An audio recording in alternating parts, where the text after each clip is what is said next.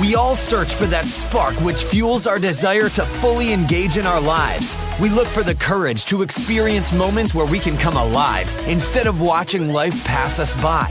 You're listening to the Front Row Factor, leaving fear and insecurity behind by exploring stories of top performers that are living life in the front row. Get ready to stand up, step up, and live it up with your host, John Vroman. Welcome. This is the Front Row Factor podcast. I'm John Vroman, and I'm pumped that you're with me today. On this show, we talk to people who are living life in the front row. They're up front, engaged in their lives. They're participants. They're not in the back, checked out as a spectator, but they are living big. These are individuals who are giving big to the world. They're bringing some massive value. And today, and again, is no exception, we're talking to Josh Goodman of PourMyBeer.com. Now, going back to the earlier days, this guy's an all-state wrestler and football player. He's a longtime friend of mine, a husband, a father, and this business owner of a really unique and cool business that involves self-serve beer. He's traveling all over the world. He's installing these systems that he is building, creating, and he's a mastermind behind this awesome business concept and idea. The business has done over $1 million this year, and he built it from scratch. It's so cool. If you're a business owner, by the way, you're going to dig this interview because we get into the roller coasters of owning your own business, the power of holding on to hope. We talk about the future of his industry of self-serve beer, but specifically we get into some fun conversation about advertising. You're really going to dig that. We talk about how he got thrown into the front row, that he didn't necessarily choose to be there, but he ended up, having to survive because of some circumstances in his life. We talk about how we should all stop saying we're so darn busy, and we even get into some parenting strategies. So if you're listening to this, especially if you're a parent and a business owner, this episode is for you. Ladies and gentlemen, enjoy my chat with Josh Goodman of PourMyBeer.com. All right, I have got Josh on the line, PourMyBeer.com. What's up, brother? What's up, Johnny? Dude, this is a long time coming. And, I said to you as we were warming up for the show that I didn't want to hear all the updates because I really wanted to keep this for the live part. And I've said that to many of my friends in the past. I think that recording these podcasts have been a real joy for me to reconnect and get deeper into stories that I know a good bit about. But, dude, there's so much that I'm excited to get caught up with you on. So welcome to the show. We're so glad to have you. Thanks, John. I'm a fan of John Vroman, and I'm a fan of the Front Row. So this is an honor to be on the show. That's cool. Well, dude, let's get into it right away, man. I want to tell everybody that we met, and this isn't going to be the first time that our audience has heard this, but we met through Cutco. And if anybody's listening and you don't know what that is, it's a high quality kitchen knife that, this company recruits thousands and thousands of students, mostly students, to sell these knives, a lot of them for summer work. Dude, we started in that company and stuck with it for a while. And we've both said many times, some of our best friends have come from that organization. It's truly a great company, and we were privileged to meet there. And since then, we've pursued our passions, and here you are, dude, running an amazing organization with a killer product. If anybody's listening and they haven't heard of Pour My Beer, you got to go to the website and you just have to watch the video. We'll talk about it. I know you'll give us a breakdown, but dude, just watch the video and you'll be blown away. So give us, Josh, let's go back to the beginning, man. You're a wee little child, right? Growing up. Give us the quick Josh story. And bring us to the present moment, and then give us a little bit of a brag. Tell us what's going on. We want the highlight reel of your life. So take it away, man. All right. Well, just to give you a little background about me, I grew up in Chester, Virginia, a suburb of Richmond. Family, my dad owned a carpet company. My mom was a hygienist. And, I just kind of grew up like any other kid in the suburbs and played, video games and outdoors all the time. Got into favorite sports. Favorite video game. Oh, man. God, Madden. I mean, is there even a question? Like Madden, I think I minored in it in college. That's right. All right, cool. But so grew up playing sports and, really kind of gravitated towards football and wrestling, and ended up getting a college scholarship for football, played football in college. Two of my friends from college still play in the NFL, so it's kind of cool. Oh, that's great. It's always nice to see your friends playing on Sundays. So, and then while I was in college, not to scoot past all high school and college too fast, but, really, always grew up knowing that I had to work. And it was funny because my evolution from, hourly pay to like, kind of that whole entrepreneurial experience, it was enlightening, because I always used to go around thinking, if I work hard $5 an hour times 10 hours, there was always this kind of multiplication thing. But then it's funny because I always joke, my dad was an entrepreneur, but he never, ever explained to me like, oh, if you sell something, then you can make more money doing it or something like that. So I always find that it's kind of ironic, but, it really, the light bulb went off when I was in college, and I applied for some summer internship, $15 per appointment. And Sam Mickle, still keep in touch with him. Sam.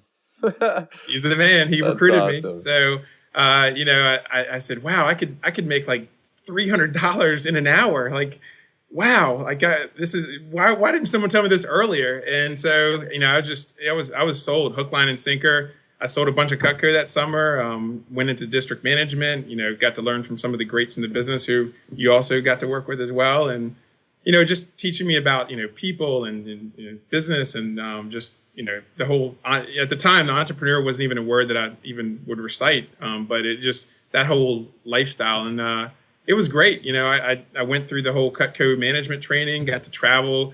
I, won trips to like Portofino Bay and things like that through Cutco. So it was an exciting time, and there was a lot of work. I mean, it was 120 hours a week during the peak times, but you get what you reap what you sow. So great training, great experience. And then, my transition out of Cutco was my store in PG County got robbed or my office, and a guy held me up at knife point, and I was like, maybe it's time for, a new direction, So I went into IT staffing, did that for a little bit, about 5 years, with a publicly traded company. And, that was a good experience. And, I think life's about chapters, and that chapter was kind of coming to a close. And there was a pretty large deal that I got the shaft on by our CEO. And I said, I don't like this feeling of helplessness, so I'm going to start my own company.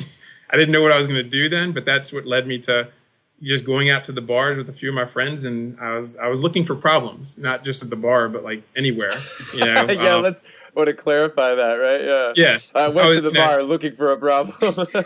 No, not in a negative way. So, I just read some book. It was like the 50 great companies and the 50 people that started it. And right. A common theme was like they all found a problem, and then they found a solution for that problem, and then they created a business. And I was just, I was looking for problems, and, I looked at everything. I think I even thought about starting a towel business that would hang the towel over the chair so it didn't slide down, like when you're on vacation and the towel always slides down. I don't know. So, but then, this beer thing kept coming back. We'd go to the bar, couldn't get a drink. How can I get a drink? And so I said, we should be able to serve our own beer from like a ATM or something like that. And all my friends are like, oh yeah, that's a great idea, man. You should do that. And I'm like, all right. And I think they all just kind of thought I was just, not really going to do it. And then I started doing some research, and I have no engineering background. I mean, my grandfather used to build boats, so I think some of that got passed down to my DNA. But, I just started tinkering with things and asking people that knew a lot more than me questions on how could you manage flow and how could you stop the flow. And, long story short, about a year after being in that bar, I put a prototype system in a bar called Mother's Federal Hill Grill, where you could go up and you could pour your own beer, and it stopped after you poured, a pitcher. And then they'd come in and they'd put a key in, they'd turn it, and you could pour another, pitcher. And that was the prototype. That was my kind of like, proof of concept. And just that whole experience was unique, like getting the bar owner to buy into something that didn't exist, going to the state liquor board and getting them to agree that they should allow me to do this, even though it's never been done before. And, it was a small victory just to get in there. Yeah, so I started putting together these different parts to make it work, and it didn't work great from day one. It was more of a foam machine than a beer machine, and I was naive going into it, thinking that beer pours pretty easily. You pump the keg and it comes out, but there's a lot more, I guess, engineering involved to make sure that beer comes from the keg and out of the tap the right way. And it was just a really kind of humbling experience to absolutely know nothing, jump into it and say, I'm going to figure this out, and then not be able to figure it out, and then keep banging my head against the wall trying to get people to help me figure it out. So, it definitely wasn't like an overnight success. Like, oh man, I have this idea. I put it into, a place, and now I can live on a beach 5 years from now. Like it's absolutely, but going into it, I think you have to be naive. You have to be very, overly optimistic, or just, that whole concept of you don't know how much you don't know. And it's Yes. couldn't have rung truer. So to get towards where I'm at from that point, that was in 2009. I partnered with a company in Ireland, and we started putting these mobile beer tables all over the country, and it was rolling. I mean, we went from 2010 like 200 grand to 2011 800 grand to 2012 1.2, and it was like, man, this is really starting to take off. And then they went bankrupt. So my partners, and they weren't telling me any of this at the time, so it was unbeknownst to me that we were about to fall off of a cliff. And so luckily I had already had an innovative tap solution started before I got involved with them. And I said, all right, well, I guess, we know how to build the house a lot more efficiently now. So let's cut our losses, move past that negative experience, restart a business, brand it as something that's ours, because it was branded as their company when I was running it. So, and I had equity in the company, but, that's neither here nor there at this point. So the Pour My Beer started in 2013, and we built the website, and it's all about people.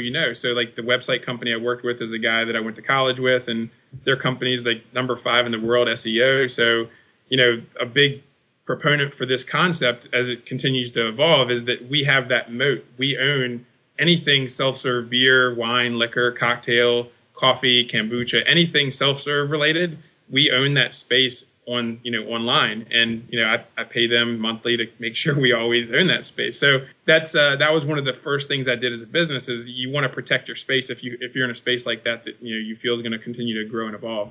And so then 2013 we had a pretty good year. I think we did around 500 for the year, a little under 500. 2014 we had some distribution, I guess we were changing distributors, and, there were some other things that were taking place during the year, but we grew to like 700. And this year we're looking to do over, about, 1.1 to 1.2. But, that's really with the staff of, 3-4 people. So, right now we're in that critical mass phase where it's like, how do we get to 5 million? How do we get to 20 million? There's a lot of opportunity right on our, I guess, at our fingertips. That's so great, man. Well, first of all, congrats on all the success, dude. This is really exciting, and I've enjoyed watching, and also I've enjoyed watching your journey. Sometimes from afar, we were joking earlier about how we can see people's updates on Facebook and feel like we're part of their lives. So it's like, hey, I haven't talked to you in 2 years, but I know everything going on in your life. And on the other hand, we had some very early conversations when you were just getting this rolling. I remember seeing some early sketches. I remember talking to you on the phone, standing in my sister's kitchen, talking to you about what was happening with this adventure. The feeling I remember, Josh, which I think is so cool, is I remember feeling a sense of excitement for you. I love being witness to, having a front row seat to my friends who are pursuing their passions. I mean, dude, it's a brave thing that you've done. I mean, it takes a lot of courage to go out and start something and to build it up and take the risk. There's a lot on the line, and you have a family, and this is, I relate very deeply to a lot of probably what you've been through. But let's learn more about this. So, and I'm going to guess, would you say this is one of your bigger back row to front row moments of life, where you went from being an employee and then just jumping out there on your own? Would you say that was a back row to front row moment for you? Yeah, and it's funny you say that, because I was interviewed by my college, Shippensburg University, about great school. About the experience, and they said, so what? The girl that interviewed me, she said, what made you take that jump or that leap? And I was like, well, I honestly didn't leap. I kind of got pushed off the boat, and then I had to figure out how to swim, because the company I was working with at the time, we weren't meshing, so I was like, look, they said, we want to transition you out of the position that you're in. And I was like, kind of was already checked out mentally anyway. So it's kind of like if a girl was to break up with you that you were already going to break up with, type of thing.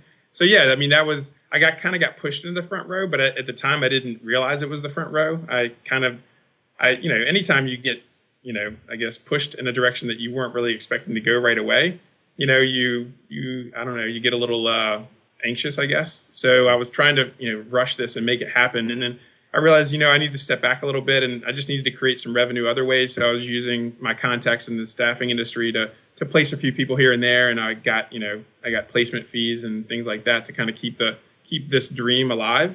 And, luckily, just like you, have a very supportive wife. So, having that person in my corner that, believes that, hey, this, not just that this is going to be something, but, this is something that you want to do. So I support you, whether it's going to be an absolute failure, which, I don't know, or it's going to be a raging success, So that was kind of at the time, I didn't know that was my back row to front row moment, but it was definitely the beginning of moving up the aisle to have a better view. Well, dude, I think that's a great point to make, is that sometimes, and I may even project this a bit, and that going to the front row is always a choice. That we somehow are in the back row and say, I'm tired of this and I'm going to go to the front row. But that's not how we always get to the front row. I mean, sometimes it's like a friend grabs our hand and drags us there, and we go kicking and screaming to the front row, and we find ourselves in the front, which, by the way, is not always comfortable either, right? It's packed, it's busy, people get rowdy down there, depending on where you are. And so it's not always the most comfortable. It's a longer trip to the bathroom from the front row. But there's no doubt that there is a great experience there, right? That's where the action is in so many ways. You're really plugged into the event at that time. You are really becoming a participant of this experience on a big level. And so for many people, they find themselves in a seat in life. And sometimes it's the front row, and they're thrown into that. And it's like, you've got to jump in here and be part of this, or you'll get trampled, So I think that's really cool. You talk about some of these curveballs that were thrown your way over the years, things that didn't go exactly as planned, partnerships that maybe it didn't pan out the way that you had wanted them to. What have you learned about dealing with curveballs, dealing with, the challenges that life will throw your way? What's your mindset been? What tools have you used to get past that? That's a good question. I mean, for me, originally, I'm an emotional person. It's tough to not be emotional, when it impacts your life. But, in the last probably, I'd say 2 years, I've really tried to focus on that whole Stoic concept of, the Marcus Aurelius, philosophy of, just know that bad things are going to happen, but they're not necessarily bad, or even a good book I read was The Art of Happiness, which my wife was like, "Are you depressed? Why are you reading The Art of Happiness?" Right. It's a book about, Buddhism, and it's good, but he talks about looking at pain as a good thing, so, being able to look at those curveballs and say, you know what, that I need to learn. This is like a chance for me to learn. Not, man, why am I getting this today? Why is this loan officer not giving me this loan? Why is this guy suing me? Why, all these things that come at you, you learn. You learn and you get better. And I guess to kind of to move forward, you have to solve those problems. You can't just forget about them. They have to get taken care of. Just like my expense reports, I have to do them. No matter how much I, avoided them or haven't done them, I got to do them because they're not going to go away by themselves. So I guess that's my take on it. You have to look at it as a positive thing. No matter how bad the circumstance, the situation, if you lose a big deal, you lose, they're learning experiences, and you got to just kind of appreciate those learning experiences. And even to this day, I tell myself this, I'm telling you this, I'm telling your audience this, but it's something I have to remind myself when those things happen. Hey, don't get upset. It's not the end of the world. I think you've even said it before. Is this really going to be a big deal 20 years from now? That whole putting things into perspective is extremely important in business. Yeah, big time. Josh, I don't want to put you on the spot here, but can you think of a time that jumps into your mind about a time where you experienced, pain, and you can think about specifically how you talked yourself through it, or how you found the purpose in the pain? Or the gift in the challenge? Can you think of a story? Yeah, let's see.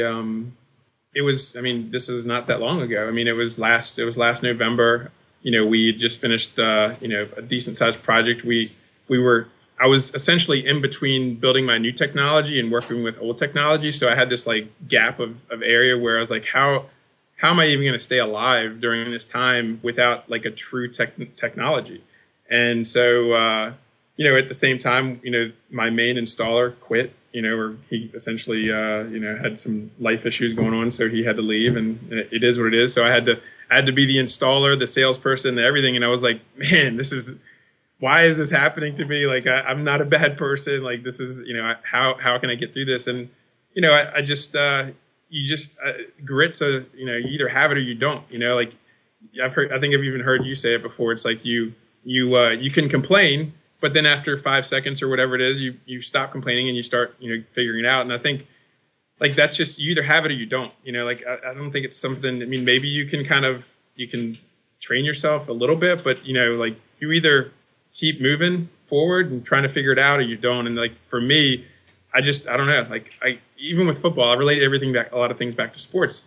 My mindset was like, all right, well, these summer practices are going to be hard and people are going to be passing out, but I'm not going to give up. Like, that's just not even a concept in my mind. Like if this guy can keep going, I can keep going. So as long as one other person keeps going, but that's the tough part as an entrepreneur because you're on your own. So then, you're not really relating yourself to other entrepreneurs because everyone has their own kind of story and how their problems. I mean, everyone's got problems, but the good ones keep going. The other ones, they panic and kind of, I guess just dig their hole deeper. So, I wouldn't say it was a specific, event per se, but it was just that time period where we didn't have our own technology. We were relying on other companies to support our systems. And, I knew that it was going to be a bad time. So I think in my mind, I even said, look, I know this is going to be bad, but the light at the end of the tunnel is next year when we have our new system and it's ours and everything's working perfectly. And, luckily we got there. I think holding on to hope, like you just said, is so powerful. When I get deeply challenged, I do two things. I pull out my journal and I write down what is going well, what resources I do have available. I try to write down what do I have to be grateful for right now? What's going great? What do I have to be grateful for? What's on my side? And then I'll write down, what I'm looking forward to. What could potentially show up? What's the possibility? What could happen? And I start to think about the future a little bit. And that usually gets me out of my funk. When I'm in a funk, it's because I'm thinking about what's wrong with this? Why me? Right? What are all the problems? How am I ever going to get this to-do list done? Right? When I look at the whole to-do list, it's intense. So that's pretty cool. Who have been some of your most influential, guides or mentors in your business career? Who's really helped you? And whether these are people that you know personally or not, they could be people that you've read books, heard their podcasts, but who's truly been a rock for you or a guide through this process of building your brand? I guess I pull a lot from just many different angles. Like, one, I would say I love the whole podcast world. Like, I mean, I listen to Lewis Howes and, Hal Elrod and, Tim Ferriss and I'm trying to think of some of you. I mean, there's so many good, just phenomenal resources of, content out there. And I guess as a business owner, it's like you can relate to a lot of the things that they're saying. You love the people they're interviewing. I think that there's another one. What's the guy? Entrepreneurs on Fire or something like that. John Lee Dumas. Yeah. So like, there's all these. I mean, so many great resources out there. Honestly, that's been my main rock. Like listening to those things while I run or while I work out or when I'm driving or traveling or flying somewhere. But then you have family. Like obviously, my dad being a business owner, there's certain things that I can bounce off him that he went through. I mean. Now, back when he was in his business in the 70s, he could write a check to one bank and it would cash and he could use that for money for his business until it cleared. And then he'd hopefully have money. So there was different things that, obviously don't work nowadays because technology is a lot faster and quicker to help get through some of those lean times. But, he's definitely been someone I've, bounced ideas off of. I have some friends that are in their own businesses and we talk, probably once every few weeks and they're different businesses. They have, one's a staffing company, another one's a garage door company. And, it's just, there's similarities, but those are my main kind of points of contact to make sure that it gives you it's also good because you get to reconnect with those people. But it is funny, like, with Periscope, Dan Martell, I'm sure you know him. I follow a lot of his stuff too. So just grabbing a little bit from everybody. Gary Vaynerchuk, he's got some pretty good content as well. So I would say that's my main thing, but I try not to just overly listen to it because, a lot of times you can get engulfed with too much information and not actually implement anything you're learning. So for me, I try not to listen to it too much because, I got to get work done. So. Yeah, absolutely. When you are working, Josh, I'm obsessed with good questions, quality questions. And people have said it in so many different ways over the years that the quality of an individual's life, is in direct proportion to the quality of the questions they ask. Guests on this show have said it. I've heard Tony Robbins say that. I've read it in books. I believe this with all my heart. What for you, Josh, have been some of your primary questions to drive your business forward? When you sit down and plan, what are you asking yourself? I know you said earlier in the podcast, you said, what problem exists? That actually is hanging on my wall right now. I'm looking at it. It says, what problem will I solve and for whom? And I just interviewed an amazing woman, Teresa de Grosbois, who wrote Mass Influence, and her book, that question, I pulled from that, hung it up on the wall. I think it's a powerful business question, which you referenced that earlier.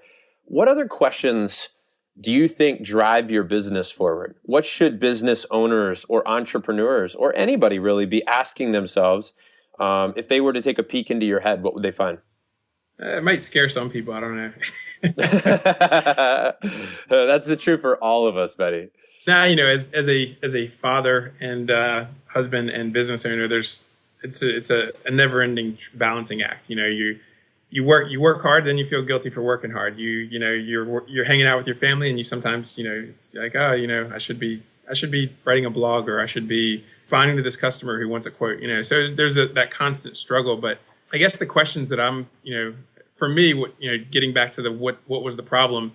It's how can I provide as much value as possible to not just my customer, who's the either bar, restaurant, cruise line, venue, a musical event owner, but also how can I provide more value to their customers?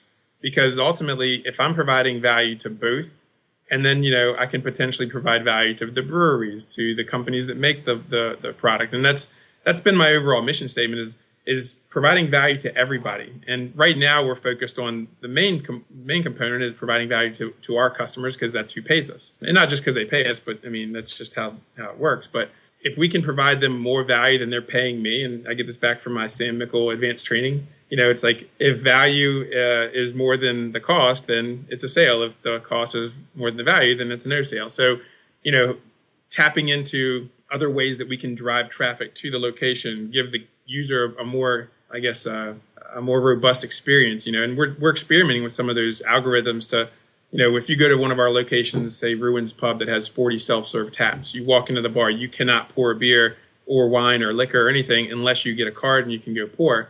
How can we say, sometimes it's daunting, 40 taps, like even me who likes beer, I don't know, I'd have to look at all 40 taps and see which one I would like. If I had an app that, number one, tied into my check, which we're working on right now, and it told me which taps I should try, taps 23, 28, 16, and 45. And then as I drink them, I can do like a Pandora thumbs up or thumbs down. I'm interacting with the experience, and then that experience is going to kick back and say, oh, well, you like these 6, or you like these 3, but didn't like these 2. You should try these 2. And you're tying that community in, so you're bringing value to everybody. Like that's where I think it's going to get really, really interesting. That's cool, man. That's a really good thing. And that could be a really bad thing for me. Yeah. Oh man, I do love great beer, and I just had this vision of it telling me which Belgian beer I should try next. That's really great, dude. I'm so excited for you and the creativity that you're bringing to this, and the interaction that you're bringing to, and the possibility that exists when you start bringing that technology into play, right? It's an untapped market. I mean, even the breweries, they don't know who's drinking their beers. They sell a keg to, Ruin's Pub. They don't know who's actually consuming it. We're getting it to the point where we can say this keg had 1,974 or 84 ounces in it, and 50% of this keg was consumed by males between the ages of 30 and 35. So once we can get, tap into that data and get it on a larger scale, and then even advertise to those consumers to say, there's a 35-year-old male sitting in front of this screen pouring a beer. What would be the most, accurate way to advertise to this person to get a response? Just there's all these little things that are moving, but right now we're self-serve beer, wine, liquor. That's our main core business. As we grow that, these other ancillary businesses are just going to, I believe, pop up within our structure. Josh, I was just reading in the book The Reputation Economy about the facial recognition software that would exist where when you're walking down a hallway in a casino, as an example, it will recognize your face and then change the advertisement on the wall instantly to serve you in your demographic. In fact, instantaneously, and this is where it's all heading, you're walking down the hallway, it knows that you are John Vroman. It knows exactly how old you are. And based on all your click data online, it will tell you exactly what you'd want to see. Yeah. And based on your buying trends, it would tell you what you're about to buy. That, to me, is one of the most insane thoughts about where all this is heading. Yeah, it's exciting. That's just crazy. That's totally nuts. All right, Josh, so with all this opportunity in front of you, and I often talk about being overwhelmed with opportunity. People often say, how are you doing, John? How are you doing? And I used to say busy, right? Really busy. And I just thought, I'm always busy. The answer hasn't changed for 20 some years, right? Everybody's really busy typically. I like to say I'm overwhelmed with opportunity, but sometimes it's hard for me to stay focused on the task at hand, the main project. Because I'm an artist, because I like to create, because I like to be free to explore. How do you stay focused on your highest priorities as an entrepreneur and business owner? I try to stick to somewhat of a routine. Now bearing traveling is not the, staying in a routine and traveling sometimes are difficult, especially when you're traveling to like Spain and Paris and California from Chicago. It was beautiful. I highly recommend it. It wasn't dangerous at all. There was machine guns everywhere so there was no threat. Yeah, it is. Beautiful city. I mean, I took 4 years of French in high school, so I got to stumble through a few French conversations while I was there. But yeah, the main reason I was there was for Spain. We're doing a cruise line. So a cruise line is going to be completely self-serve where the room keys act as the access to beer, wine, mixed cocktails, things like that. So, but yeah, routines I think are key. I mean, I know right away if I'm making poor eating decisions or if I'm not getting a workout in, everything kind of starts, falling off the wheel. The wheels fall off the wagon. And even I don't know, this people that don't buy into this, it sounds really weird. And if I would have been telling myself this 2 years ago, I'd have been like, this guy's kind of weird. But even stuff like, the 5-minute journal, that's so simple and so easy, but it completely reprograms your kind of operating system. If you get up and, say 3 things you're grateful for and 3 things you want to accomplish, you've already, and even taking into making your bed when you wake up in the morning, just, if you buy into those things, that if you create these, these wins, these little wins early, and you're grateful early, and it really does reprogram you. I mean, my wife noticed pretty quickly, within probably 4 or 5 weeks, she was like, yeah, I definitely see a difference in just your personality. It's just, but then, I'll go a few weeks without actually journaling, and I'm like, I need to get back on that, on that again, get back into my routine. And for sure, I think those routines are key. They keep you focused. Yeah, I think that's great.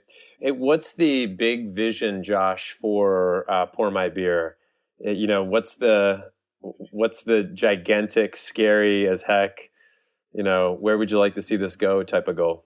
So as much as I love the name Pour My Beer, to really meet the masses, we're going to be transitioning to innovative tap solutions. That's the name of our company, anyways. It's just Pour My Beer is doing business as. And, because when you say Pour My Beer, or anyone says it, it's like, okay, you do self-serve beer, but, we do everything. We do cold brew coffee, we do kombucha, we do wine, we do, cocktails. So we want to transition to innovative tap solutions. And once we're innovative tap solutions, as, with all these kind of sub cultures with pour my beer, pour my wine, pour my drinks, things like that.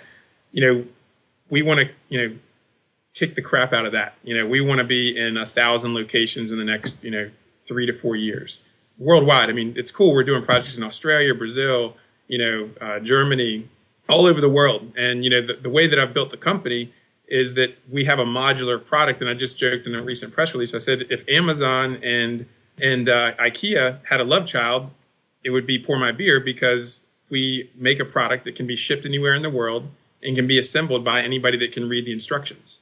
So, that to scale, to really get to 1,000 locations in the next few years, and, potentially, 10,000 locations in the next 5 years, like, we have to have a product that we can ship, they can plug in, and it works. Mm-hmm. And then once we have that, like, once we have the screens and we have this is all feeding into one massive, cloud database, we have information, we have data, we can start kind of bringing more value. Like, the whole focus, and when I have a huge office, unlike the, 500 square foot, or I guess 1,000 square foot I have here now, like, I want to have it everywhere. It's like, how can we bring more value to our customers? Like, I want that to be just kind of always something that our employees are always thinking, how can we make their experience even better? Yeah. And I'm thinking, like, something that's never really been done before in this space is incentivizing or motivating the staff to reach certain goals, whether it's activation goals or whatever.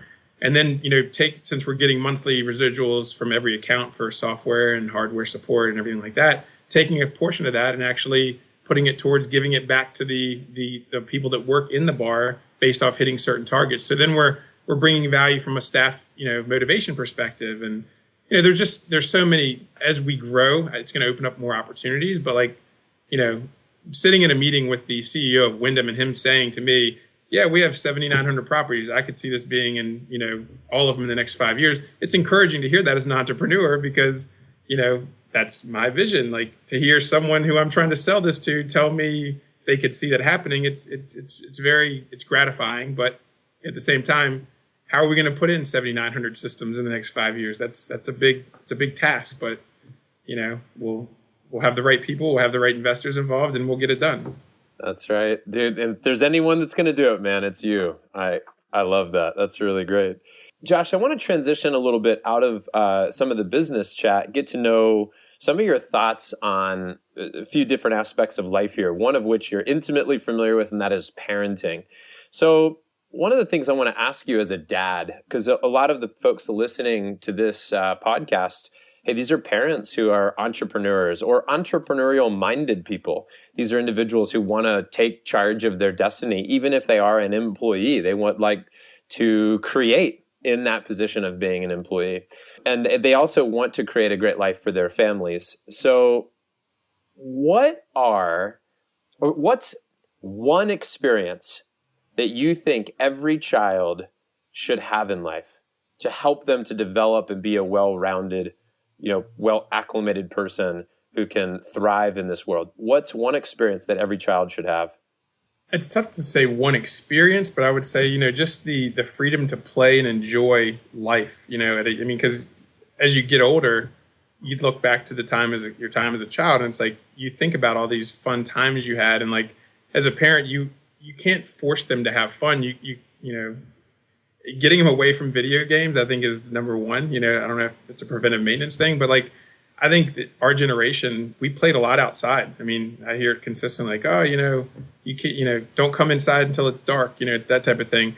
And I think there's, if we can get back to that, like, getting kids to be more active in playing and just kind of finding out who they are at a young age. Like, I think that even me, if I was exposed to kind of some of the thought processes that I was exposed to later in life, it might have changed kind of how quickly I got to where I'm going, but I don't regret it, because, I wouldn't have met you.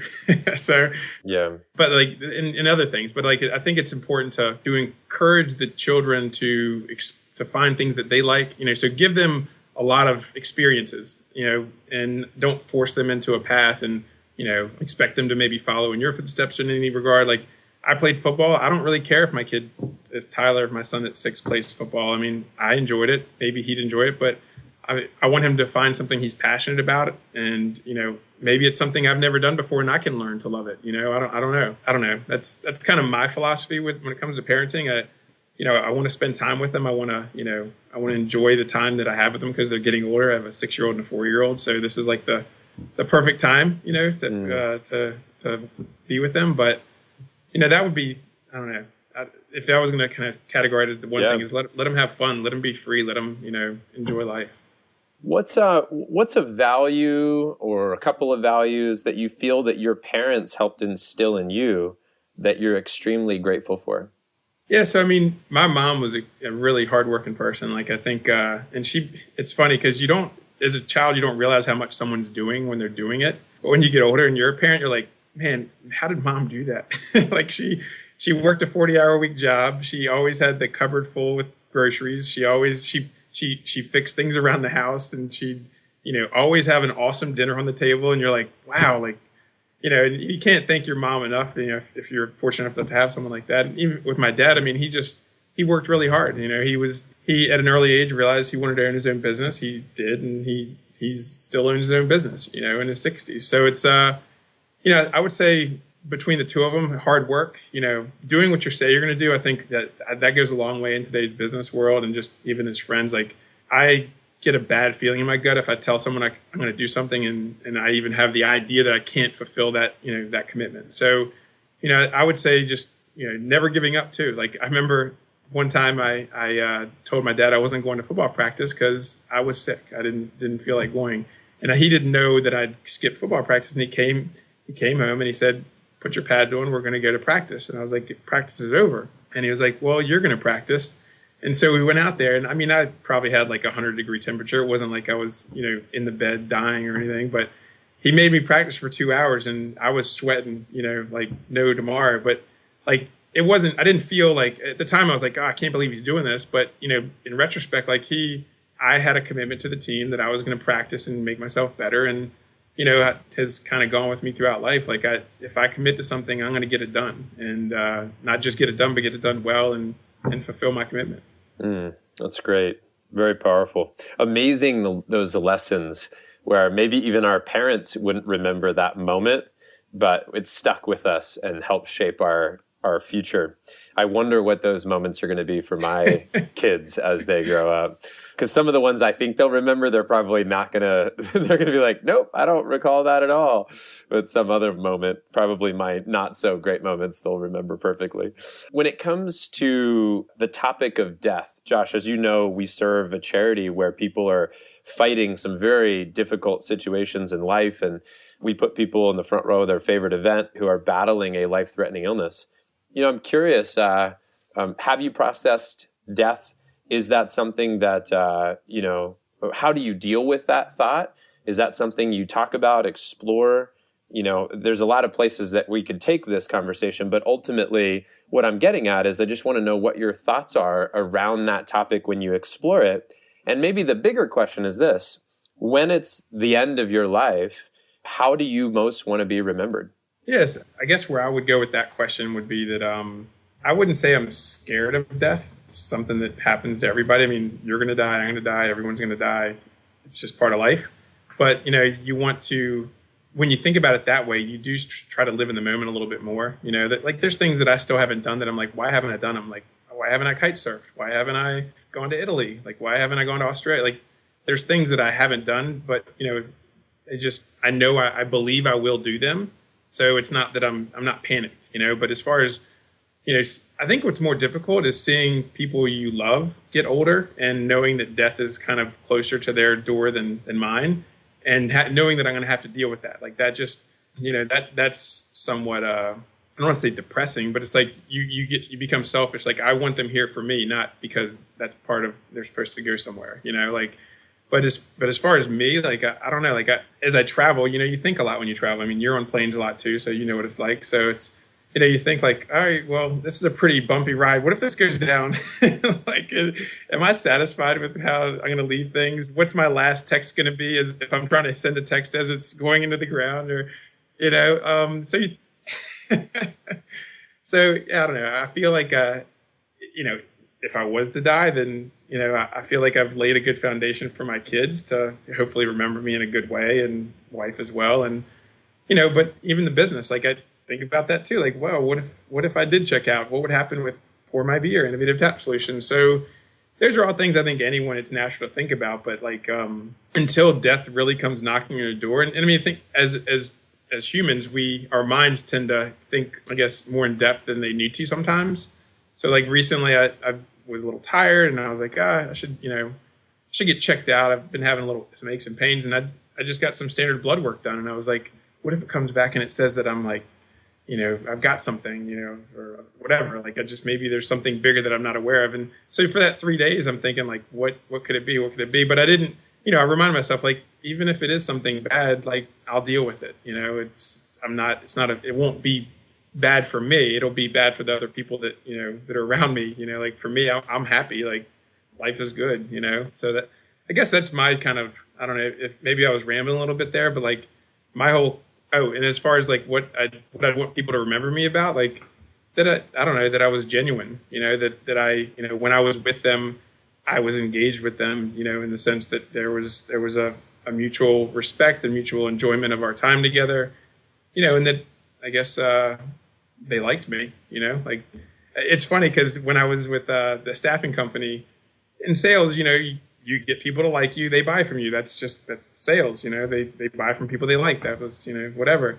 And I remember my first experience of a woman saying she didn't like me in staffing, and it was, she didn't say it to me directly. And it was, I don't want to place the blame on someone else, but I was told by my CEO that she was the director of HR, and to get to the staffing managers, I had to go around her, even after she specifically told me, don't go around me. So I went around her, as my CEO directed me to. We got the business, and it was a significantly large piece of business, in the 7-figure range. And our CEO was in the meeting with this woman, and she said, we're going to spend a lot of money with you guys, but I don't want Josh Goodman to manage this account because I don't like him. When our CEO told me that, I was like, well, did she say why she didn't like me? And he said, because you went around her. And I said, well, you made me go around her. And he was like, it was just one of those kind of corporate moments where he was like, yeah, I just threw you under the bus so we could get the business. But meanwhile, this person doesn't like me. So then it became my mission, like, how can I show her that I'm not a bad person? Like, do I send her cakes from Cheesecake Factory and say, which I did, and nothing helped. I was under the bus completely, had already been run over and fallen out the back of the tailpipe. So, but it's not something I lost sleep over. It was just like, maybe I should introduce my mom to her, because my mom could tell her that I'm a nice guy, or, like, I don't know. So yeah, I mean, I don't stress over whether I'm going to live tomorrow or, next year or 10 years from now. I try to enjoy the moment. That's what I've learned from the books I've been reading. I think a lot of it comes back to that key idea, is being present in the moment. And, for many, I think that death and acknowledging that brings us back to the importance of today. Because like you said, I've been right there with you, dude, where I'm like, I remember being on a plane. And when you were talking about the plane getting a little bumpy and thinking if this goes down, I remember typing emails on the plane that were like, I was so excited about all the emails. And, I had spent 3 hours typing these emails. And you know what the thought that popped into my head was, if this plane goes down, none of these people are going to see these amazing emails that I wrote. And I'm really like in the zone here, right? Like, it's so funny how we get really, our mortality, and I don't know if this is the right way to look at it, but for me, my mortality sparks more vitality, more energy. It's like when I think about it, it does. Not literally, I'm not saying that for somebody who's literally battling a life-threatening illness and, that is taking so much from their body. But I'm talking about mentally, when I think about the end, it brings a lot of importance to this day.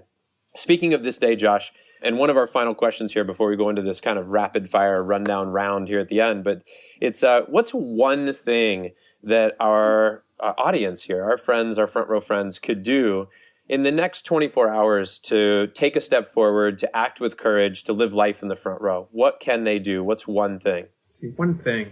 Your questions are very good, John. Trying, man. I'm working on it. I would say do something uncomfortable. That I don't know. Some of the things that asked me to do in the 5-minute journal, it's like, buy the person coffee behind you, like that whole pay it forward kind of concept. But like, that's just an example. But I mean, even just like introducing yourself to some random person for no reason and just find out something interesting about them. There's a book, Never Eat Alone, I think. I don't know if you've ever heard of that one, but it's just there's so many awesome people and awesome stories surrounding us. Like just feeding off of that energy can be so motivational. Like hearing how someone got through something that may be difficult, or maybe they just experienced something that was the best thing they've ever experienced in their life, and they can share that with you, and then it becomes an experience that you shared with that person. So, I would say, do something uncomfortable, because with that, when you do something uncomfortable, growth takes place. Right. Yeah, I love it. And finally, I want to give you some wrap-up questions here. These are, Josh, one word or one sentence answers. So go with your gut and give us your first reaction, all right? Yes. You can always go back and change it. It's not like this is being recorded and listened to by thousands and thousands of people. Just kidding. It really is. All right, so now that the pressure is on, are you ready? Yes, sir. All right, when you think of somebody who lives life in the front row, who's the first person that comes to mind? John Vroman. All right, cool. You passed. That's become my new trademark question, that anybody who answers that question with my name is going to be able to get extra promotion for their episode. That's so funny. All right, all kidding aside, let me dig into some other questions. What does it mean to you to be fully alive? To wake up in the morning like it's Christmas morning. No, I was just going to say, like, we were on a show called Bar Rescue, and I remember being so amped and so excited that we were going to be on that show. I literally woke up at like 3:30 or 4 a.m., which is, I guess every morning for like Hal Elrod. But I was just, maybe he's found the secret, like the miracle morning is the secret. Like you wake up, if you can find something that excites you that much to wake up the next morning, like that's the key to life, in my opinion. Like if I'm trying to replicate that feeling every day, like how can I wake up that excited? Like it's tough though, you gotta. That's cool. But. Who are you a raving fan of? Tony Robbins. I mean, the guy is so dynamic. He's awesome. Who's your biggest fan? Who's my biggest fan? My mom. I think she's she was telling me that I was going to be, whatever I wanted to be from a very early age, but you kind of like laugh when they say that. So yeah, well, definitely my biggest fan. I think she'll be really happy if she listens to this. I know you've done a lot of traveling lately, which has been pretty cool. What's the next place on your hit list? Where would you like to travel most? Italy. I've never been to Italy. Yeah. So my wife's never been either, so she doesn't want me to take a business trip to Italy unless she's included. What are the three things that come to mind right now you're most grateful for? A healthy, happy family. One, a warm house to sleep in, and I just being surrounded by good people. Everyone I work with and do business with, they're good people. What are you most proud of in your life? I have to edit this quiet sign out. I would say, let's see, most proud of. I'm usually a quick thinker, John, so this is not normal for me. This is good. Yeah. I would say I'm most proud of my kids. I mean, they're the, I guess going to be my predecessors. Yeah, that's great. When you were growing up, did you clearly know what you wanted to be or do with your life? I wanted to be a football player, because I was that seemed like the natural evolution. Like if you're good at football, you'd be an NFL football player. But I don't know, as I've gotten older, maybe I'm reasoning it, I'm making an excuse for it, but I don't think I would have liked to have been an NFL football player, because your body gets beat up really badly, concussions. I'm pretty sure I had a few in my day, but then you're giving up your 40s, 50s, and 60s, which is when you want to enjoy life and see your kids get older and things like that. So, no, I mean my original goal was to be an NFL football player when I was younger. Even through college, I didn't know what I was going to be, and I guess not till my junior year when I took the job with Cutco and got into sales did it really click. Wow, I like this. This is fun, So, I was it's a stressful thing in college. You got to pick your whole life. You think you have to pick your whole life, kind of plan right then. And it's, I'm a speech communications major. So, it's, you don't have to pick your whole life in college. That's right. That's right. Yeah. If your 20-year-old self, your college self, walked into the room right now and met you today, what would they be most pleasantly surprised by? I've aged well. Cool. Awesome. And here's the last one. Fun question. If you could be front row to any event, any place, who or what would you want to see? I would definitely want to see like a U2 or something, someone in that genre, U2, or actually I was at a front row event with or not a front row event, but with Chris Blum, mutual friend of ours. Yeah. And it was, I don't know if it's not as much about who's playing as it is the actual songs and the vibe, So like I would definitely want to, I guess to answer your question more specifically, I would want to be at an outdoors type stadium, something like Times Square or something like that, and have like one of those concerts where it's like Billy Joel and Elton John and like a few, like one of those VMA type events or the I Heart Music type things. Yeah. And being in the dead center front to see like all that happen right in front of you, I think that would be pretty awesome. Yeah, that's awesome. Well, Josh, I appreciate you sharing all this with the Front Row family here, man. What a great journey you've been on. I know that you're heading to some amazing places as well. I know that many of us will one day drink a beer or a kombucha or a tea or whatever out of one of your taps. Innovative Tap Solutions, right? Yep, that's the company. That's so cool. Right now, if people want to learn more about you or Pour My Beer, should they go to pourmybeer.com? Yeah, so that's our main website, pourmybeer.com. All of our videos are at youtube.com/pourmybeer. We have a Facebook page and a Twitter and an Instagram. We put some pretty entertaining things on there if you want a good laugh every once in a while. And some good content. So if you want to subscribe to them, there's definitely stuff there for you. Awesome. Hey, Josh, I want to thank you, man. First of all, for following your heart and being an inspiration to anybody that's going to listen to this, knowing that this has not been a perfect journey for you. And so many times it looks like, you look at your world and you're like, guy owns his own business. They're doing $1 million this year. He's traveling the world. Man, what a great life. And by the way, it is. But, so many times that it's easy to overlook, first of all, the struggle that got you to where you are, the internal battles, the external battles, when life throws you the curveball. Those types of things, they're not easy to deal with.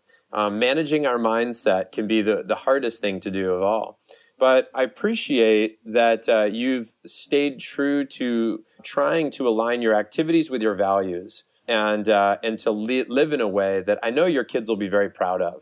And I know that, a great compliment to your wife, too, for being so supportive of your mission. Like you mentioned earlier, it's wonderful to have people behind you supporting you, people that are in your front row saying, go Josh, you got this. Because especially being an entrepreneur, there can be some very lonely days, some very, moments where you're driving home and questioning maybe what you're doing. And, did you risk too much or did you not risk enough? Or, just a million questions that can come up. So I just want to honor you, dude, and I want to thank you, and I appreciate you sharing the story. And like I said, dude, one day we will all be toasting to your journey from a innovative tap solution product, and it's awesome. So everybody, go right now, check it out, pourmybeer.com. Ladies and gentlemen, Josh Goodman.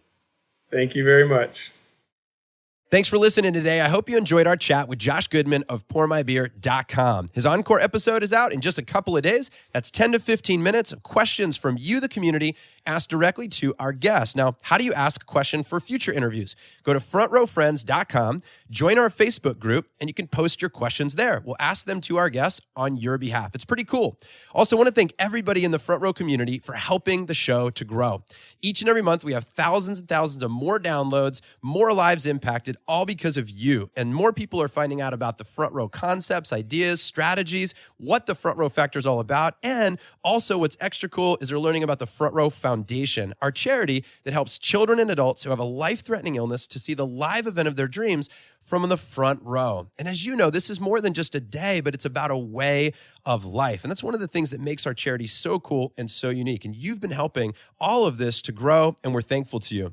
If you're an iTunes listener and you want to share some love with a rating and a review, go to frontrowfactor.com/review. It'll take you right there. And finally, make sure to sign up for our 4 Minutes in the Front Row weekly video email. They're growing in popularity. We're putting a lot of value and a lot of effort into bringing you more of the goods each and every week. So thanks, everybody, for making the show great. Until next time, keep living your life in the front row. Take care.